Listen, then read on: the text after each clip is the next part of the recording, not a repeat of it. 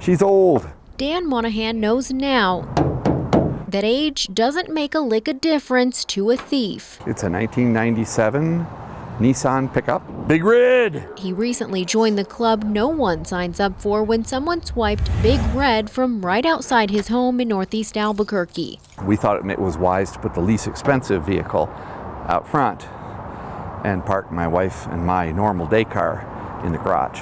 That didn't turn out that well. He came home from work on a Monday evening, noticed his truck was missing, and called Albuquerque police to file a report. It was a loss. We just said it's gone, not knowing any of the backstory. What Dan didn't know was that hours earlier while he was at work, APD actually found his truck stalled and abandoned just down the block. You see, whoever stole it likely couldn't drive a stick shift and gave up before attempting the freeway.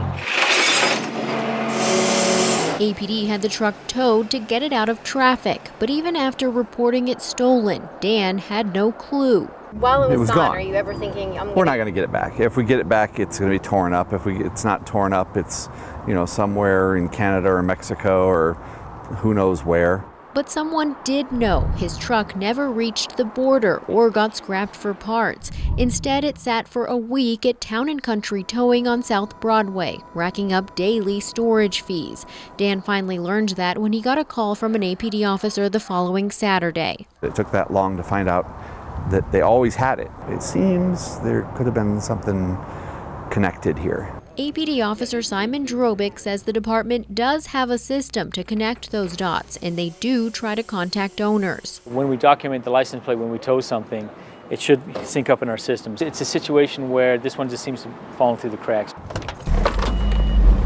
Make no mistake, Dan is happy to have his truck back, especially since it wasn't damaged. But it came with a price, $252 to Town & Country Towing, $100 for the tow fee, $15 for mileage, and $120 for storage fees, plus tax. It almost seems like the system is victimizing the victim again. The storage fees for each tow yard is regulated by the state at $15 a day. Dan points out he can park his truck in a covered garage at the airport for just $10 a day. It was pricey dirt. Each day that goes by, the total goes up. Once a stolen or abandoned vehicle is towed, it's up to the tow company to contact the registered owner. That process, as outlined by the state, we have 3 days to obtain the MVD records and another 2 days to get the certified letter out. Jason Brose owns Town & Country Towing. He says in Dan's case, his company followed the law. APD actually alerted him to where his vehicle was located before we could even alert him through the certified mail, which was within the time frame of the statute. Still, Dan isn't the only victim to pay the price for getting back a stolen vehicle. Should that change? It's that old, there's got to be a better way. We took our questions to the New Mexico Public Regulation Commission, which regulates tow companies across the state. Should the law change for crime victims when it comes to storage fees? I think it should. PRC Commissioner Valerie Espinosa says she's interested in taking this question to the commission and may ask for a moratorium on storage fees for victims of auto theft.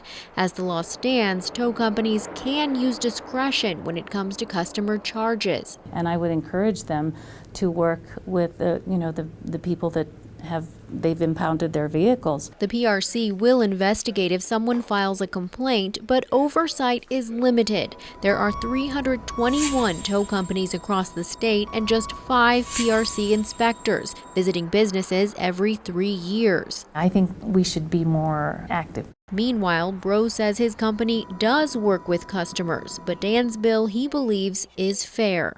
While we feel bad for victims, our expenses don't change.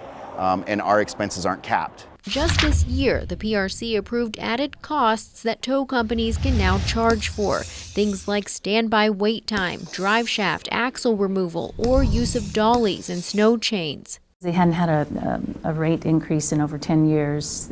They felt that, it was needed. The commission approved that. While tow fees can be expensive, Bros argues it's a necessary expense. Trying to take advantage of anyone in this case would be wrong. He says drivers should consider the crime rate and full coverage insurance.